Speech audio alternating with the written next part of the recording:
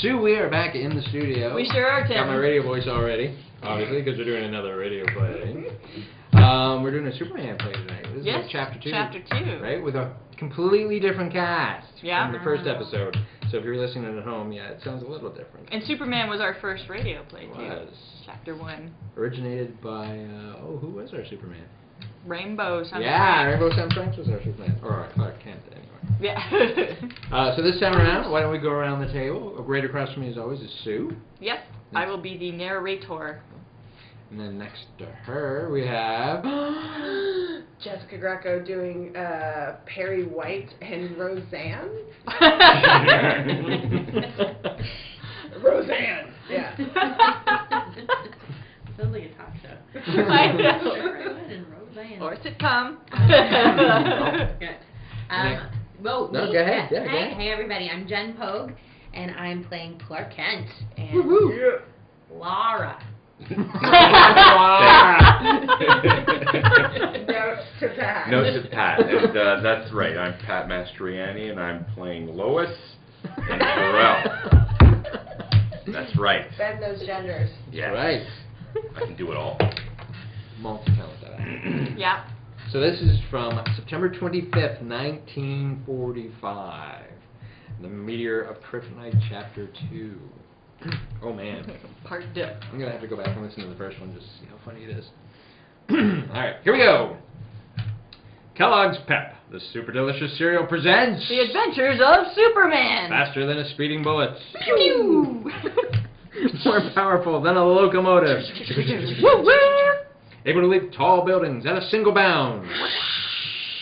Look, up in the sky, it's a bird. It's a plane. It's Superman. Yes, it's Superman, and today, the Man of Steel tells a story, a wondrous story of the planet Krypton and how he, Superman, came to Earth. But first, before he begins, let's hear from our good friend Tim. It's Tuesday again, Pep Gang, and here I am with swell news for you about a grand offer Kellogg's Pep has for you. Kellogg's Pep has had made especially for you a wonderful, new, real sundial wristwatch. And in a minute, I'm going to tell you how you can get yours. It's a beautifully designed instrument, about as big around as your usual wristwatch. It's made of real aluminum, that's right, I'm going with that, gleaming and bright with a strap that keeps it flat on your wrist. To use it, you just lift the shadow hand or pointer and aim it due north. The sun's rays will make the shadow of the pointer fall on the dial, showing the hour of the day. It's a grand thing to have, gang. It's something you can use, whether you and your pals are playing games or if you're out in the country camping. You know, gang, sundials have been in use since the early days of mankind, and this new, modern Kellogg's Pep sundial wristwatch will give you plenty of fun. Now, here's how to get yours. Just send 2 box tops marked top from packages of that super delicious whole wheat flakes cereal Kellogg's Pep, along with 10 cents in cash, and your name and address clearly printed to Superman, Box 157, Battle Creek, Michigan. It's your chance to get a real sundial wristwatch. And now, The Adventures of Superman. Almost a year ago, as some of you will remember, a flaming meteor fell out of the sky. What the hell was everyone else doing? And landed in an open field in a suburb of Metropolis. Brought to the Metropolis Museum by Dr. John Whistler, a famous meteorologist, it was discovered to be a piece of kryptonite, a fragment of the shattered planet Krypton. Sent to interview Dr. Whistler at the museum, Clark Kent, in reality, Superman, spoilers, discovered to his horror that if he approached within a distance of 10 feet of the strange green glowing meteor, he lost all his strength. Aww. Panic-stricken, he influenced Whistler, didn't even persuade, just like influenced, to seal the meteor in a private vault. But now the meteorologist is dead, and Kent is fearful lest the vault be opened and the dangerous piece of kryptonite fall into strange hands. As we continue now, Lois Lane and editor Perry White are at Kent's apartment, where Kent is about to tell them why he seems so worried. Listen. This, friends, is a strange story you're about to hear. I just hope I can trust you not to let it go no further. Don't be a fool, Ken. What is it? Well, it concerns Superman. Superman? Yes. As you may or may not know, Superman was the only survivor of the planet Krypton when it exploded in space many years ago. He came to Earth as an infant and grew up to discover that he had strange and unusual powers. And he had the impenetrable skin and tremendous strength and the ability to withstand fire and flame. He also had the power to leap great distances and to sustain himself in midair.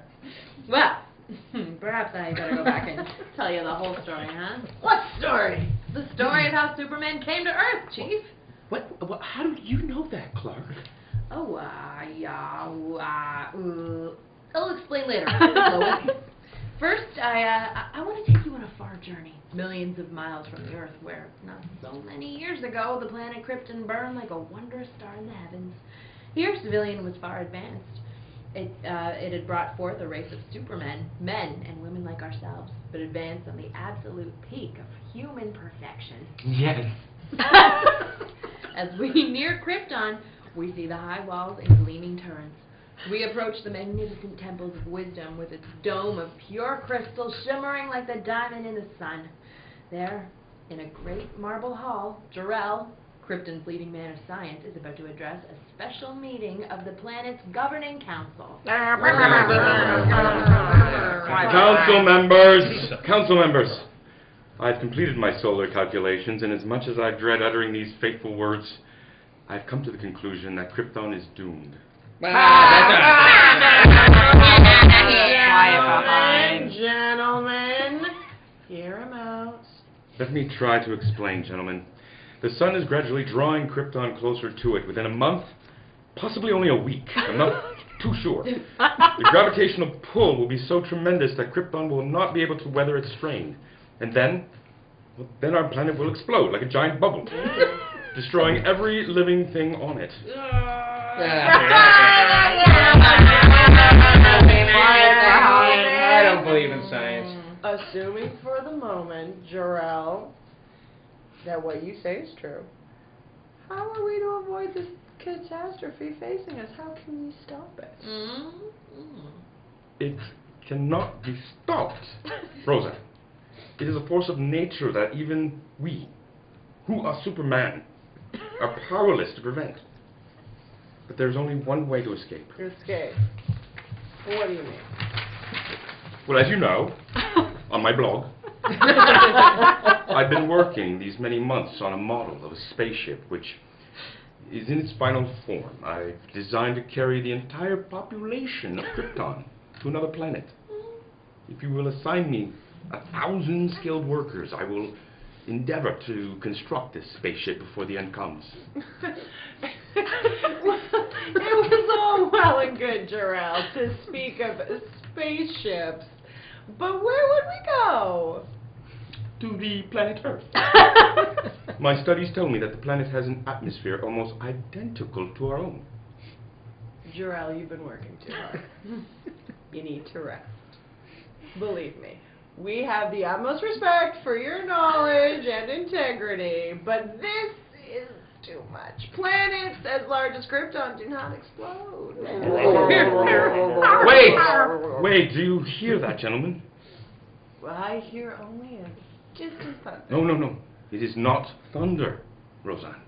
It is an internal eruption of gas exploding in giant pockets. You're listening to the forwarding doom. The quakes like that are sounding the death knell of Krypton. It will happen, gentlemen. It is going to happen soon.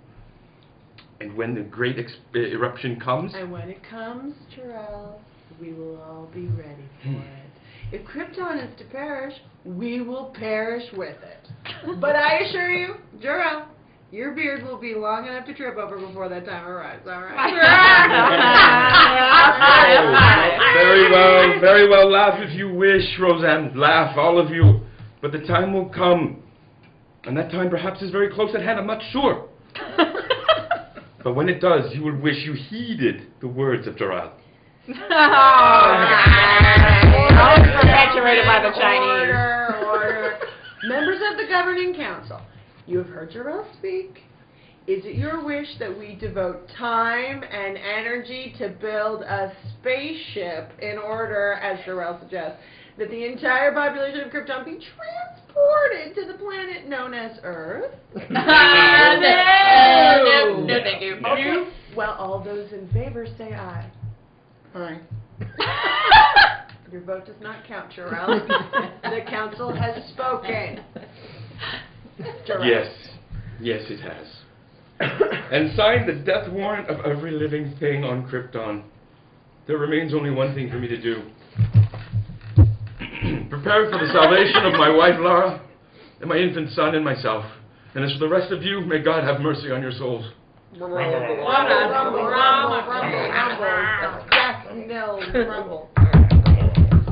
With the mocking laughter of the council members ringing in his ears, Jor-el hurried to the terrace of his hilltop home and feverishly set to work on the scale model of his spaceship. Time was short, guys, as he alone knew. A matter of days, possibly only hours. Driving home, the last ricket, he stepped back to examine the bullet-shaped spaceship, only to discover his young wife standing behind him. Oh, Lara, I didn't see you come out. You were too intent on your work. What did the council say, Jor-el? They laughed at me, Lara. Mocked me for a fool. Even Roz-an? Oh, above all, bitch. No matter what, the model is finished now. Tomorrow at dawn, I will send it on its way, watching it fly through the high-powered telescope on the observatory roof. And once I have proven to myself that it works, I will begin building a spaceship large enough to carry all three of us to the planet Earth. Jor-el, I feel faint. Oh, it seems to have grown oppressively hot. Is that because we're being drawn closer to the sun? Yes. There's a very strange glow in the western sky. I don't like it. Where is Kal-El? Oh, he's asleep. I had quite the time with him. He was restless all day. Jor-el! Jor-el, what was that? An internal quake. A bad one. Oh, Jor-el, the house is shaking. Easy, Lara. Easy. What's happening? It may pass over. You better go in. No, my place is with you, Jor-el. Look! Oh, the sky is darkening. Lara, this is the end. Krypton is breaking apart. No, Jor-el!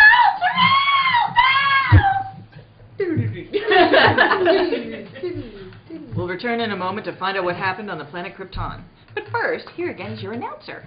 Well, here I am back again. And now back to the adventures of Superman.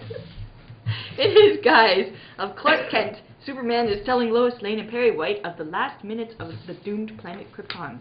How his father Jor-el had just completed an experimental model of a spaceship when a strange blood-red glow appeared in the sky, and a series of thunderous crashes and deep rumbles increasing in intensity shook the ground under the feet of Jor-el and Lara, his young wife. Ominous crash, ominous crash. Rumble. Lara, During the following. this is the end. Krypton is breaking apart. What can we do, Jor-el? Nothing. Nothing. I was a fool for waiting this long. Oh, it wasn't your fault, Jor-el. The castle. I should have built a spaceship months ago. And now, with only a model... Wait. It can carry one of us to safety. You, Lara. Oh, no. If only one of us can be saved, it should be our son. You wait here. I'll go get him. Lara! Well, perhaps she's right. It should be the boy. And now, if only I could get this atomic generator working, build up enough pressure. I just hope there's enough time. There! Jor-el! Yes.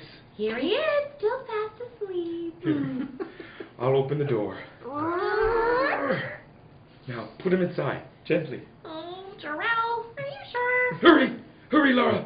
Okay, he's in, Jor-el. Thank goodness. Now, stand back, Lara. The pressure's building up. Okay, all right. How long will it take? I don't know. Oh, look!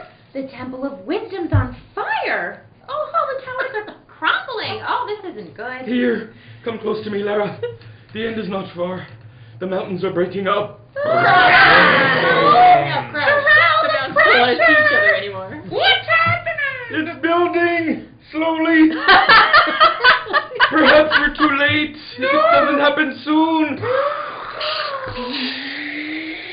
Oh, Laura, it's gone. Our son is on his way to Earth.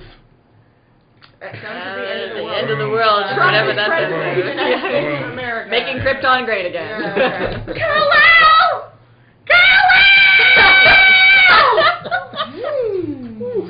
There's no sound in space. There's no sound in space. Streaming through space, the tiny steel rocket headed towards Earth, leaving the glowing fragment of the exploding planet Krypton behind it. Good heavens, Clark. Go on, Kent. That baby in the rocket. I was Superman, wasn't it? Yes, Chief. That is. I mean, he grew up to be the person we know as Superman. And now I'm going to tell you and Lois what happened to him and why I need your help so desperately. You see, Jor-el had set the directional finders in the tiny rocket ship bearing his infant son towards this planet, Earth. A strange expression on his face. Clark Kent begins to tell Perry White and Lois Lane what happened to himself. What is the rest of the fabulous saga of Superman? And is Kent, now in such grave danger, actually going to reveal at last that he is Superman? Don't miss tomorrow's exciting episode, fellas and girls!